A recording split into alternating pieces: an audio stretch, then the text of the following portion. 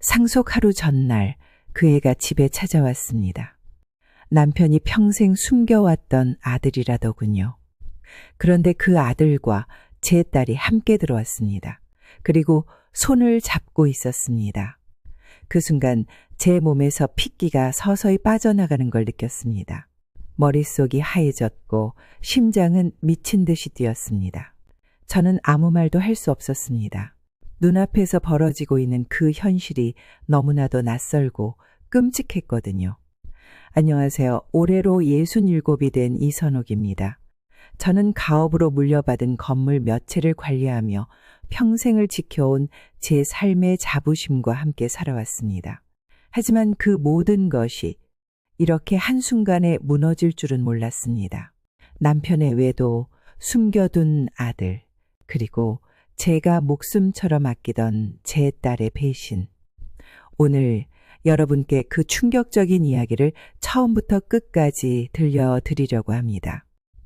제가 남긴 마지막 유언장 안에는 제 인생의 전부가 담겨 있습니다. 이건 단순한 가족 이야기가 아닙니다. 사랑, 배신, 탐욕, 그리고 끝내 밝혀지는 진실. 제가 죽기 전 세상에 남기고 싶었던 진짜 이야기입니다. 그날 아침 거실 창밖으로 바람이 불고 있었습니다.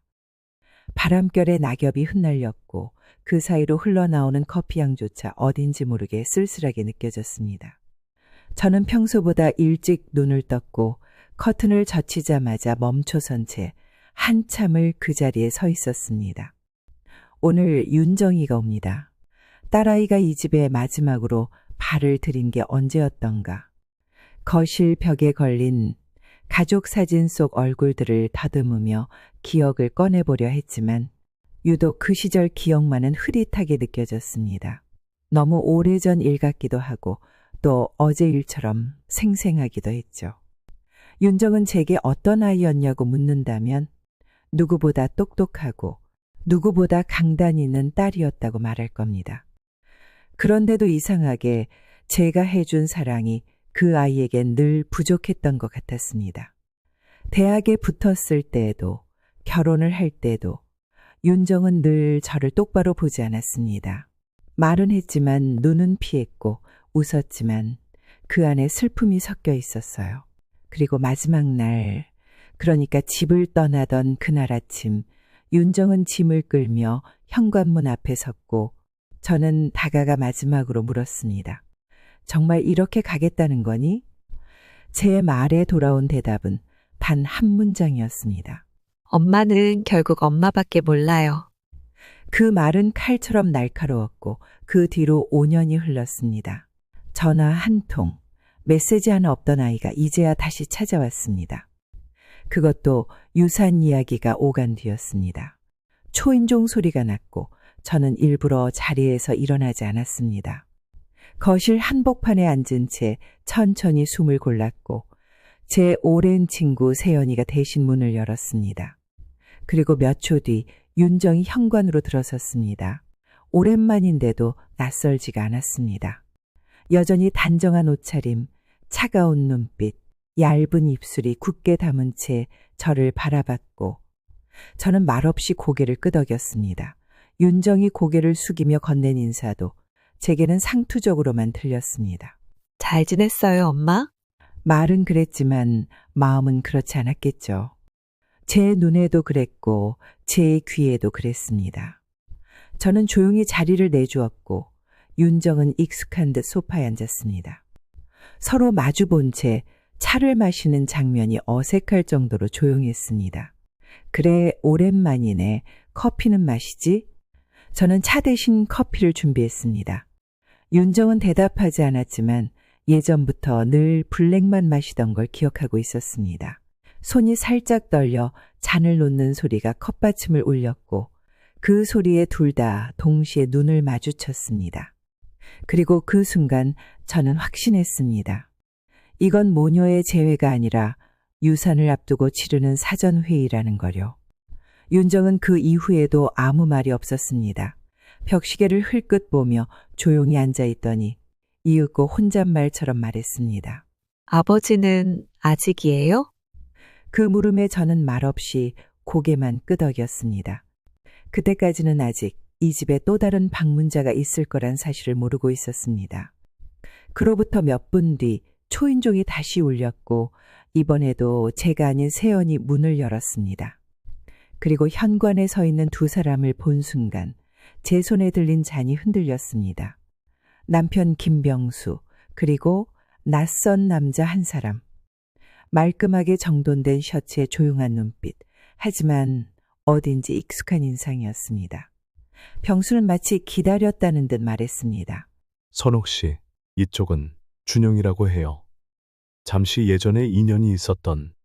그 말에서 잠시라는 단어가 얼마나 무게없는 핑계인지 저는 단박에 알 수 있었습니다. 하지만 저를 더 놀라게 한 건 따로 있었습니다. 그 남자 곁으로 조용히 다가가던 윤정.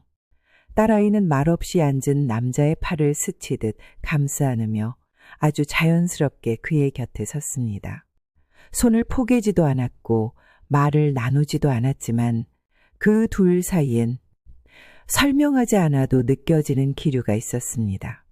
가까이 있는 건 아니었습니다. 그렇다고 멀리 떨어져 있지도 않았습니다. 하지만 그 거리감이 오히려 더 큰 위협으로 다가왔습니다. 저는 그 순간 심장이 조여드는 느낌을 받았습니다. 이게 뭐지? 말은 하지 않았지만 온몸이 그 질문으로 가득 찼습니다. 그리고 그 자리에서 나는 단 한마디도 하지 못했습니다. 무언가가 지금 심각하게 잘못 돌아가고 있다는 걸 직감했기 때문입니다. 그날 이후 저는 준영이라는 남자에 대해 생각하지 않을 수 없었습니다. 그의 첫인상은 이상하리만치 반듯했습니다. 자세는 곱고 말은 적었으며 눈빛은 조용했습니다. 그런데도 그 안에 뭔가 설명할 수 없는 낯설미 깃들어 있었습니다. 나이로 보아도 윤정과 비슷한 또래였고 말투나 태도에서 어딘가 상류교육을 받은 사람 특유의 조심스러움이 느껴졌습니다. 그런데 저는 그런 조심스러움이야말로 어떤 비밀을 감추고 있다는 신호처럼 느껴졌습니다. 그리고 그 예감은 틀리지 않았습니다. 준영은 우리 집에 너무 쉽게 녹아들었습니다. 마치 이 집을 오래전부터 알고 있었다는 듯이, 마치 익숙하다는 듯이. 부엌을 지날 때나 현관에서 신발을 벗을 때조차 낯설어하지 않았습니다. 오히려 그를 낯설게 여긴 건 저 하나뿐이었습니다. 며칠 뒤 남편 병수에게 물었습니다. 그 사람 누구야? 병수는 신문을 내려놓고 한참을 말없이 있었습니다. 옛날에 잠깐 인연이 있었던 여자와의 아이야.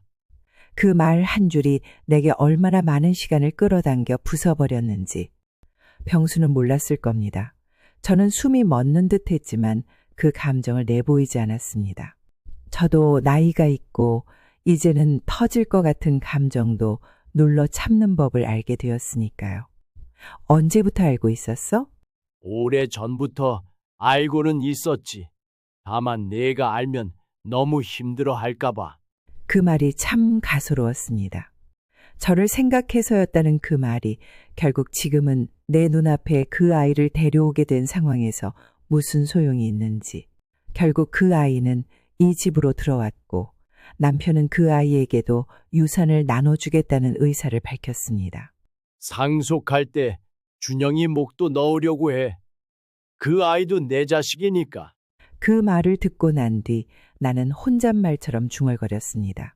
내가 이 집을 지켜온 세월이 얼만데 그동안 남편은 사업이고 외부 일이니 하며 집을 비운 날이 많았고 딸아이와의 사이가 틀어진 것도 결국 그 빈자리 때문이었습니다. 그런데 이제 와서 자식이니까 라는 이유 하나로 그 모든 걸 당연한 듯 나눈다니 저는 제 안의 분노가 천천히 올라오는 걸 느꼈습니다. 하지만 그보다 더 무서운 건 윤정이었습니다. 그 아이는 그 말을 듣고도 아무 말이 없었습니다. 놀라지도 않았고 분노하지도 않았습니다. 오히려 그날 이후로 준영과 더 자주 마주 앉았습니다. 마치 이미 모든 걸 알고 있었다는 듯, 마치 이미 오래전부터 각자의 역할이 정해져 있다는 듯, 그리고 그 밤 저는 다시 우연히 두 사람을 마주치게 되었습니다. 거실 불이 꺼진 상태였고 베란다 쪽 커튼 사이로 희미하게 빛이 새어나오고 있었는데 윤정과 준영이 조용히 서 있었습니다. 윤정은 두 팔을 모은 채 창밖을 보고 있었고 준영은 그 아이의 옆에 다가가 아주 조심스럽게 그녀의 어깨에 손을 얹었습니다.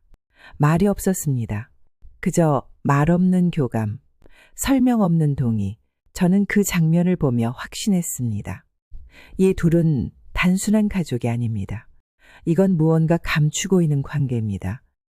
다음 날 아침 조용한 식탁에 앉아 저는 윤정을 조심스럽게 바라보았습니다. 어제 베란다에서 너희들 무슨 얘기했니? 윤정은 고개를 숙인 채 조용히 말했습니다. 그냥 옛날 이야기요? 저는 대답하지 않았습니다. 고개도 끄덕이지 않았습니다. 그 말이 거짓이라는 걸 너무도 선명하게 느꼈으니까요. 아침 햇살이 창가로 비치고 있었지만 제 마음은 점점 더 어두워지고 있었습니다. 그리고 그 어둠의 깊은 곳에서 저는 처음으로 떠올렸습니다. 만약 윤정이 그 남자를 사랑하고 있다면, 그리고 만약 그 남자가 정말로 병수의 친아들이라면, 그 둘이 사랑하는 관계라면 이건 가족의 파탄이 아니라 파멸이겠구나. 며칠이 지나도록 그 남자는 조용히 집에 머물렀고 윤정 역시 별다른 말 없이 그 곁에 머물렀습니다. 겉으로 보기엔 모두 예의를 갖추고 있었고 누가 봐도 단정한 가족처럼 보였을 겁니다. 그런데 저는 그 고요함이 불편했습니다. 아무도 다그치지 않고 아무도 싸우지 않는데도 집안에는 이상한 긴장이 퍼져 있었습니다. 특히 윤정의 말투는 아주 조심스러웠고 눈빛은 더 조심스러웠습니다. 저는 그걸 조심이 아니라 감춤이라고 느꼈습니다. 준영은 마치 낯선 사람이 이 집에 처음 오는 것 같지 않았습니다. 소파에 앉는 자세나 부엌에서 물을 따르는 손길이 익숙했고 특히 윤정과 나누는 눈빛에는 설명하기 힘든 기류가 있었습니다. 둘 사이의 거리, 말없이 나누는 호흡, 그 안에 분명히 무언가가 있었습니다. 처음엔 그저 내 착각이라고 생각하려 했습니다.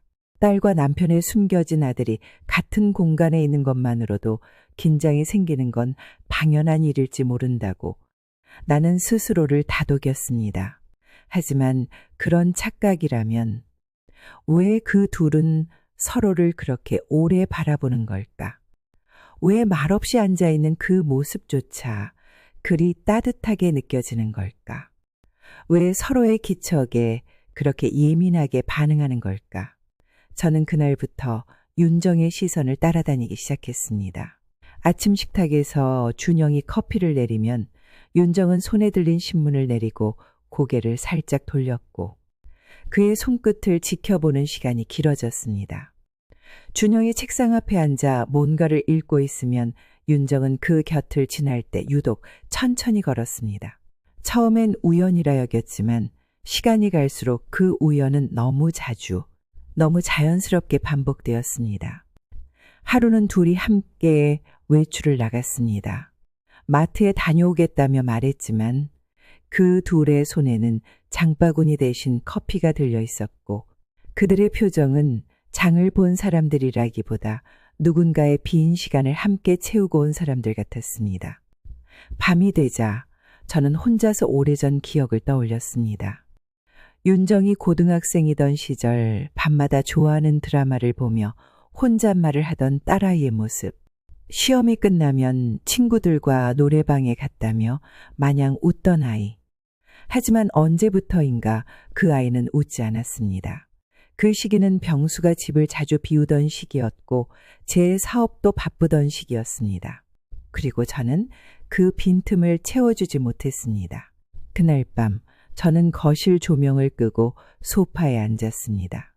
모두 잠든 시간이라 생각했지만 윤정이 조용히 발걸음을 옮기는 소리가 들렸습니다.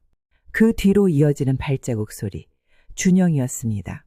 저는 커튼 사이로 흐릿하게 보이는 그 장면을 숨죽여 지켜봤습니다.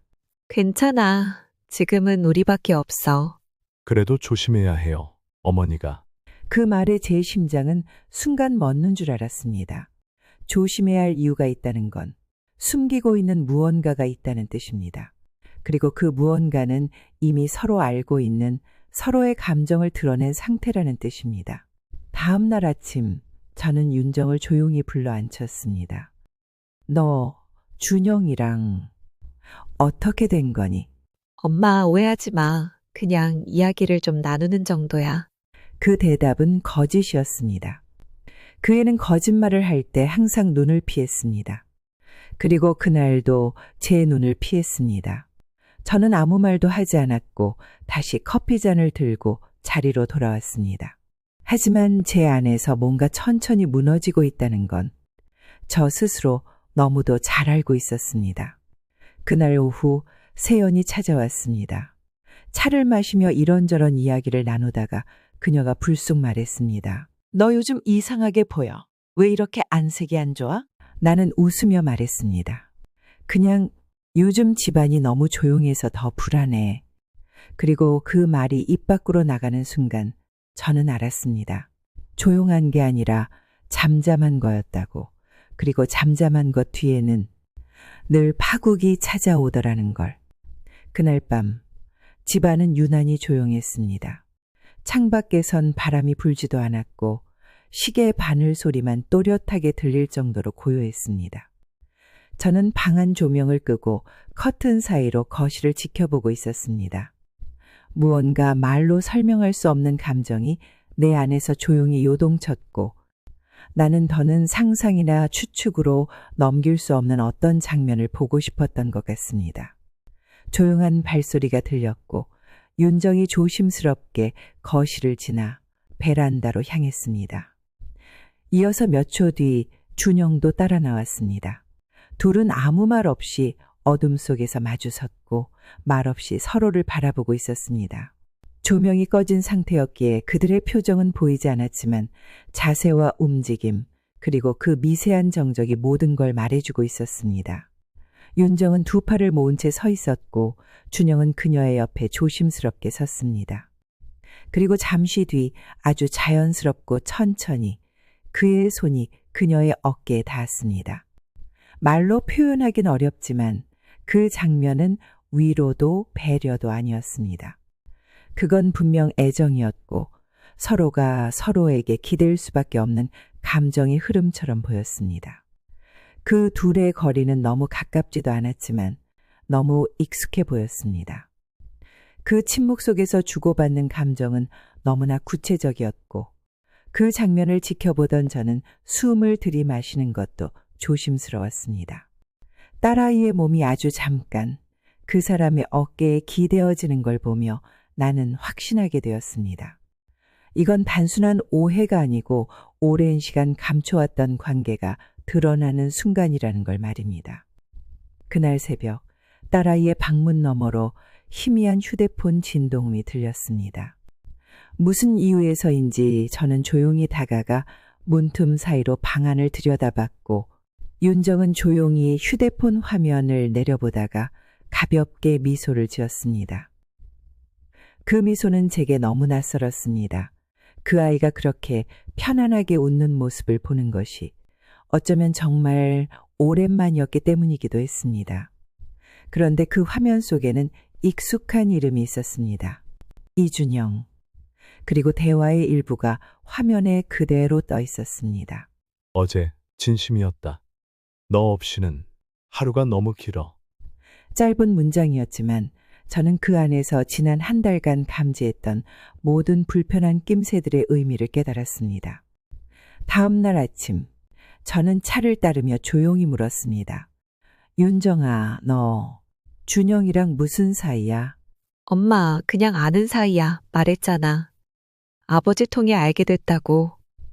딸아이는 눈을 피하지 않았지만 눈빛은 말보다 더 많은 걸 말하고 있었습니다. 조용히 고개를 숙인 그 아이의 태도는 모든 걸 알고 있다는 사람의 자세였고 나는 그걸 모른 척할 수 없었습니다. 그날 이후로 저는 스스로에게 계속 질문을 던졌습니다. 이 아이는 언제부터 그렇게 멀어진 걸까? 나는 왜 그 마음을, 그 기류를 그토록 오랫동안 눈치채지 못했던 걸까?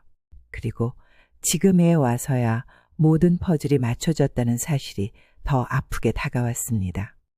사랑이란 감정을 나누는 두 사람이 혈연이라는 사실을 알고 있으면서도 그 감정을 멈추지 못한 채 여기까지 왔다는 것. 그건 사고보다 더 충격적인 감정이었습니다. 저녁에 친구 세연이 집에 들렀고 저를 빤히 바라보며 말했습니다. 요즘 얼굴이 왜 그래? 무슨 일 있는 거지? 나는 웃지도 못한 채 중얼거렸습니다. 그냥 너무 조용해서 더 무서워. 아무 일도 없는 것 같은 이 정적이 마치 무너지는 소리처럼 느껴져. 그날 밤 나는 혼자 남은 방 안에서 베개를 껴안고 오래도록 앉아 있었습니다. 이미 감정은 터져 있었고 말하지 않아도 나는 알고 있었습니다. 딸과 그 남자는 이미 선을 넘었고 나는 그걸 곧 눈앞에서 마주하게 될 겁니다. 며칠 전부터 내 마음속에 켜켜이 쌓여가던 의심이 이제는 확신으로 굳어졌습니다. 말하지 않아도 알 수 있었고 눈빛 하나, 손끝 움직임 하나로도 충분히 느껴졌습니다.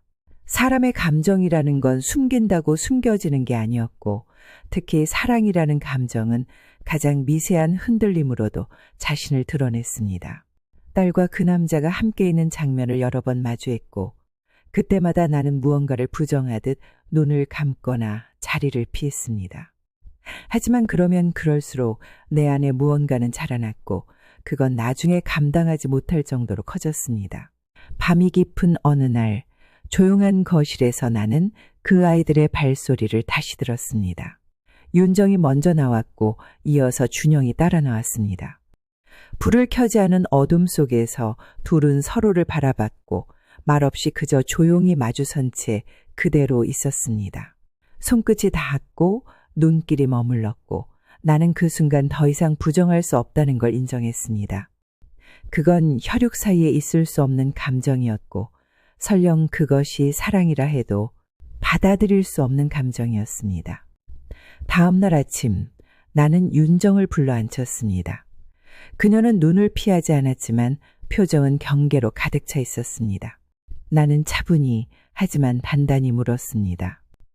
너 준영이랑 지금 무슨 사이니? 엄마는 항상 그런 식이에요. 묻는 게 아니라 단정하듯 말하잖아요. 그건 대답이 아니었고 반항이었습니다. 나는 다시 말했습니다. 그 사람 내 오빠야. 아버지의 친자야. 알고 있었니? 알고 있었어요. 그 말 한 줄이 내 심장을 그대로 조여왔습니다. 나는 아무 말도 하지 못했습니다. 알고 있었다는 대답은 곧 멈추지 않았다는 뜻이었고 멈출 생각도 하지 않았다는 고백이었습니다. 나는 조용히 고개를 숙인 채 다시 물었습니다. 그러면서도 계속 만난 거니? 그 사람은 나한테 엄마가 해준 적 없는 말을 해줬어요. 내 얘기를 들어줬고 나한테 관심을 가졌어요. 난 그게 너무 고마웠어요. 그 말을 들으며 나는 오래전 기억을 떠올렸습니다. 이 아이가 중학생이던 시절 학교 발표회에 한 번도 가지 못했고 수학여행 비용을 잊고 내지 않아 아이가 혼자 남았던 일. 그땐 너무 바빴고 나도 살아야 했기에 지나간 일이었지만 아마 그 아이는 평생 잊지 못했을 겁니다. 그 공백을 나는 채워주지 못했고 이제 그 빈자리를 전혀 예상치 못한 사람이 대신 채운 것입니다. 하지만 그렇다 해도 이건 아니었습니다. 나는 조용히 말했습니다. 멈춰야 한다. 지금이라도 늦지 않았으니 그만둬야 해. 늦었어요. 감정이 그런다고 멈춰지면 진작 멈췄을 거예요. 나는 더는 아무 말도 할 수 없었습니다. 무너지는 소리가 머릿속에서 들리는 듯했고 손끝이 차갑게 식어갔습니다. 방으로 돌아온 나는 조용히 문을 닫고 그대로 침대에 누웠습니다. 눈을 감아도 그 둘의 모습이 떠올랐고 마음속에서는 끝나지 않은 울음이 가만히 울려 퍼졌습니다. 지금까지 살아오며 많은 상처를 받아왔지만 이건 내가 견뎌본 어떤 슬픔보다 더 아팠습니다. 그리고 그 순간 나는 알았습니다. 더 이상 내 아이를 지켜줄 수 없다는 걸. 이 아이는 이미 내가 아는 딸이 아니었습니다. 병수는 결국 쓰러졌습니다. 아침에 식탁에 앉아있던 얼굴이 어딘가 창백하다 싶었고 젓가락을 쥔 손이 미세하게 떨리고 있었습니다. 하지만 저는 아무 말도 하지 않았습니다. 그러다 점심 무렵 그는 서재에서 문득 허리를 붙잡으며 휘청였고 그대로 바닥에 주저앉았습니다. 숨을 몰아쉬고 있었고 얼굴이 하얗게 질려 있었습니다. 저는 다급하게 달려가 그의 어깨를 붙잡았고 바로 구급차를 불렀습니다. 병원으로 실려간 병수는 의식은 돌아왔지만 말을 하지 않았고 의사는 몸이 많이 상해 있다고 했습니다. 원래부터 몸 상태가 안 좋았고 그동안 무리한 것도 맞다고 했습니다. 병원에서 돌아온 저는 서재에 들어가 병수가 마지막으로 만졌던 서류들을 정리했습니다. 거기에는 익숙한 종이가 하나 있었습니다. 유언장 초안. 분명히 몇 주 전 박 비서가 보여준 문서와 같은 구조였습니다. 종이 아래엔 병수의 서명이 있었고 날짜는 병수가 병원에 입원한 날이었습니다. 저는 그 날짜를 똑똑히 기억하고 있었습니다. 그날은 병수가 마취 후 회복실에 있었고 한마디도 하지 못하던 날이었습니다. 그런데 이 서류엔 흔들리는 글씨로 그의 이름이 쓰여 있었습니다. 바로 다음 날 저는 변호사를 불렀습니다. 김 변호사. 친구 세연의 소개로 연결된 신중한 사람이었고 조용히 문서를 살펴보던 그는 서명을 확대해서 말했습니다. 이건 마치 병원에서 마취 직후 누군가 손을 잡고 써준 것처럼 보입니다. 저는 눈을 감은 채 고개를 끄덕였습니다. 그 말은 곧 이 유언장이 병수 본인의 의지가 아닐 수 있다는 뜻이었습니다. 법적으로도 아직 정식 효력은 없는 상태였고 제출된 적도 없었습니다. 그러자 저는 문득 궁금해졌습니다. 도대체 이 문서를 정리한 사람은 누구였을까?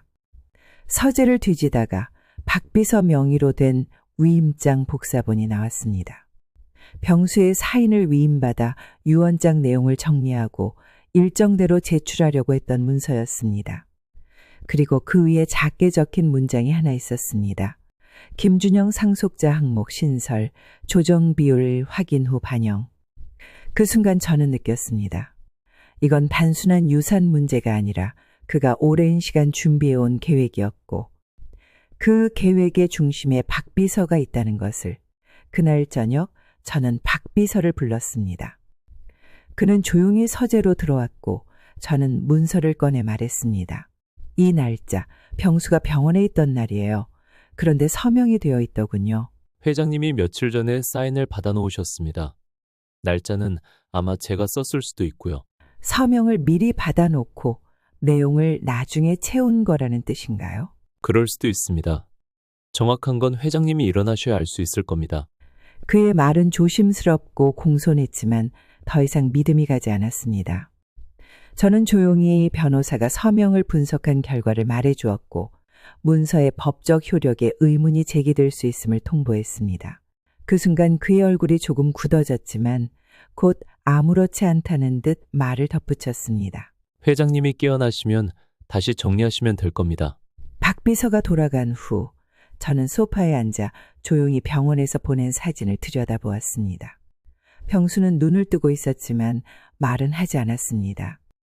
그리고 저는 그 눈빛 안에서 어떤 후회도 어떤 책임도 읽을 수 없었습니다. 그 다음 날 윤정이 조용히 제게 말을 걸었습니다. 엄마, 병원에서 아버지 상태는 어때요? 괜찮아. 정신은 돌아왔고 차차 회복될 거야. 그럼 유언장은 어떻게 되는 거예요? 그 말에 나는 고개를 돌려 딸을 바라봤습니다. 이제 내가 제일 궁금한 게 그거니? 그게 아니라 아버지 뜻이 있으셨으니까.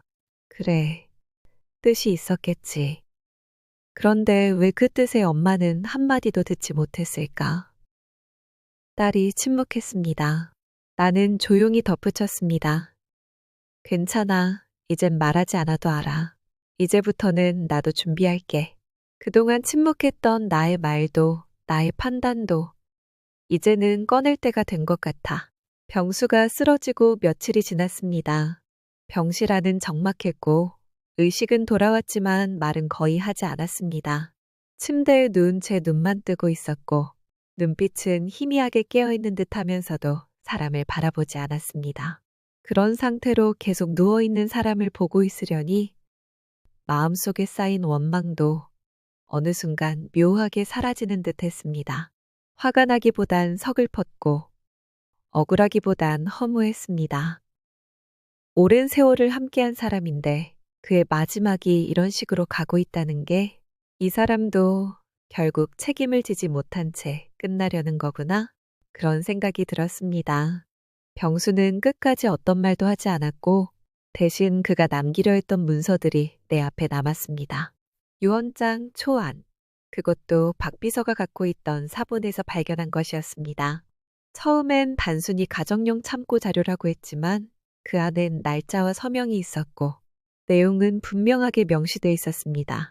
재산의 60%는 김준영, 30%는 김윤정, 나머지 10%는 유가족 명의로 유지. 그 글을 읽는 순간 저는 웃음도 눈물도 나오지 않았습니다.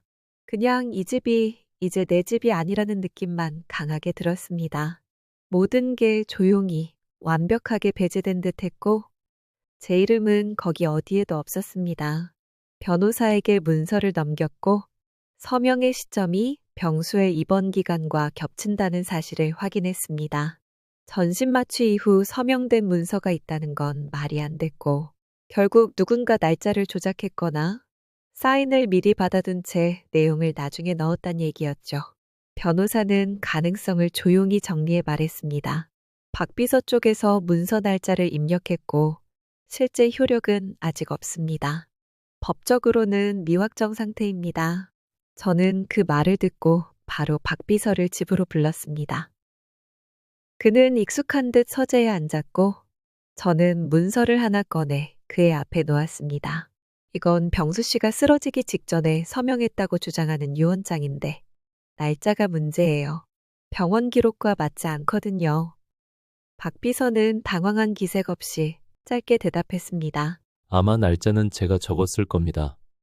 사인은 회장님이 병원 가기 전에 하셨고요. 저는 묻지 않았습니다. 사실 여부는 그가 아니라 법이 판단할 일이었고 이제는 더 이상 감정 섞인 대화로는 정리될 수 없는 문제라는 걸 알았기 때문입니다. 며칠 후 윤정과 준영이 동시에 제 앞에 섰습니다.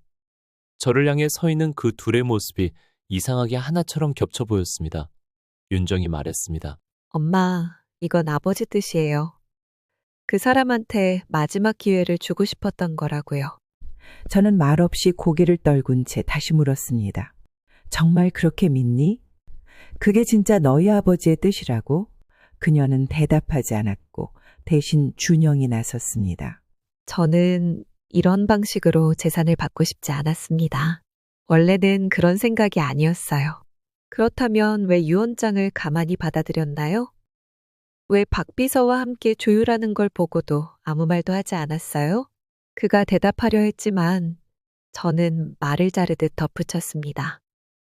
내가 그 아이와 가까워지기 시작한 순간부터 이 집은 무너지고 있었어.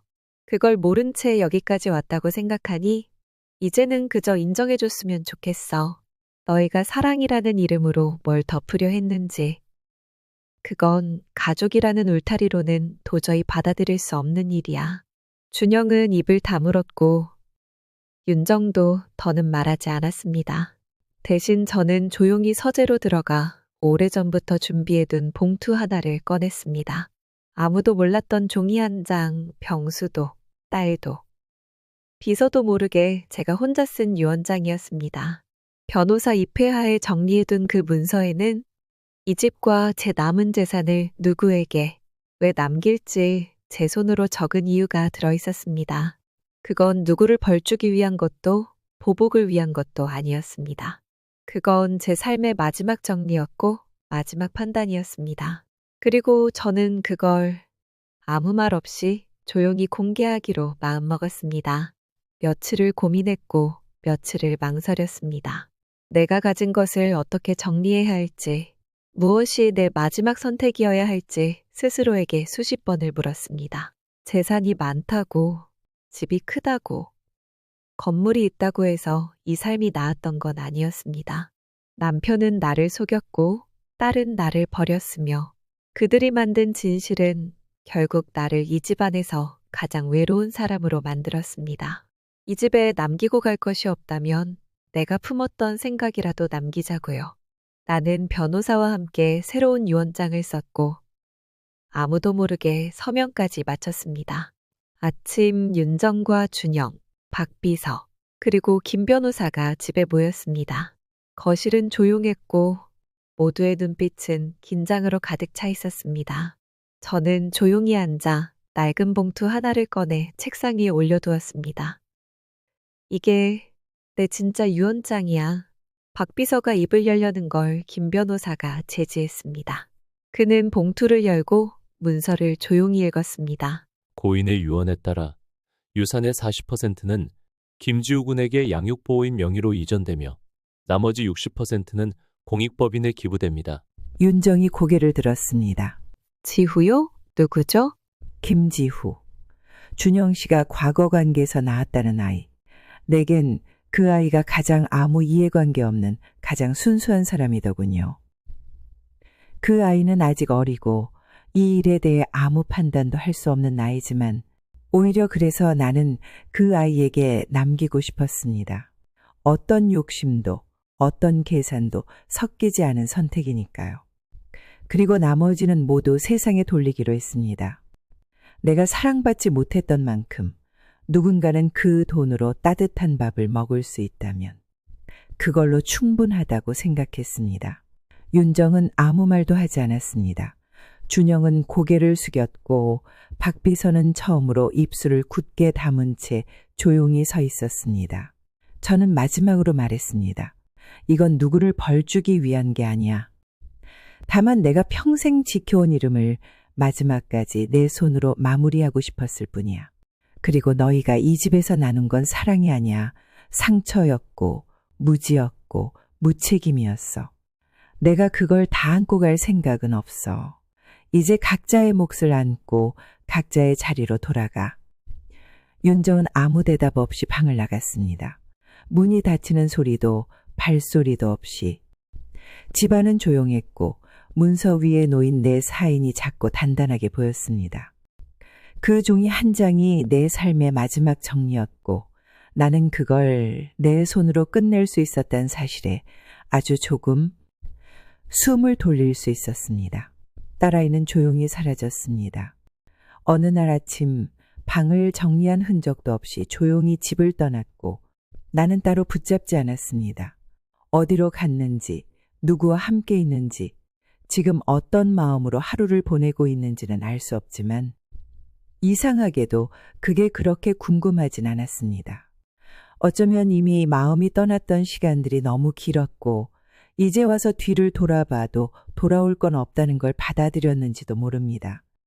병수는 병원에 남아 회복 중이고 의식은 돌아왔지만 여전히 말은 없습니다. 말이 없는 그 사람을 다시 마주하게 된다 해도 나는 이제 물을 것도 들을 것도 없습니다. 집은 조용해졌습니다. 사람들의 발소리, 언성, 문서 들추는 소리, 눈치 보는 기척 모두 사라지고 나니 이곳이 원래 이렇게 조용한 공간이었나 싶습니다. 나는 거실 한가운데 혼자 앉아 차를 마시며 손때 묻은 일기장을 펴듭니다. 몇 달 전부터 너무 말하고 싶은 날은 글로 적어두기 시작했는데 이제는 그게 제일 편안한 방법이 되었습니다. 오늘은 이상하게 공기가 맑습니다. 날씨가 좋은 건지 내 마음이 조금은 비워졌기 때문인지는 모르겠지만 창밖으로 불어오는 바람이 차지 않게 느껴집니다.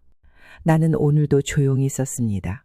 사람은 결국 혼자지만 혼자라는 걸 받아들이는데 평생이 걸리기도 한다. 그리고 그 밑에 나는 이제 괜찮습니다. 창문을 열고 하늘을 바라봤습니다. 오래전에는 저 하늘도 무섭게 느껴졌는데 요즘은 그냥 멀게만 보입니다. 아주 멀리 있지만 손 닿을 수 없는 거리지만 그저 바라보는 것만으로도 조금은 숨을 돌릴 수 있게 해줍니다. 그런 게 있다는 것만으로도 지금 나는 조금은 괜찮은 사람이라는 생각이 듭니다. 이제 남은 건 남기지 않는 겁니다. 감정도, 원망도, 상처도 다 들고 가는 것이 아니라 이 집안 어딘가에 조용히 내려놓고 가는 것. 그래서 나는 마지막으로 쓰려고 합니다. 그동안 살아내느라 수고하셨습니다. 그럼에도 불구하고 당신은 충분히 사랑받을 만한 사람이었습니다. 일기장을 덮고 나는 눈을 감습니다. 바람이 살짝 커튼을 흔들고 그 안으로 오후 햇살이 가만히 번져옵니다. 그 따뜻함이 오늘은 참 다행이다 싶습니다. 그리고 그 따뜻함 속에서 나는 조용히 웃었습니다. 정말 오랜만에 이유 없이 지금까지 제 얘기 조용히 귀 기울여 주셔서 정말 고맙습니다. 혹시 마음 한쪽이 조금이라도 덜 외로워지셨다면 그걸로 오늘은 충분합니다. 이야기가 좋으셨다면 구독과 좋아요, 알림 설정으로 다음에도 이 시간 함께 해주세요. 당신의 마음도 댓글로 전해주시면 꼭 기다리고 있겠습니다. 우린 다음 이야기에서 다시 조용히 마주 앉을게요. 감사합니다.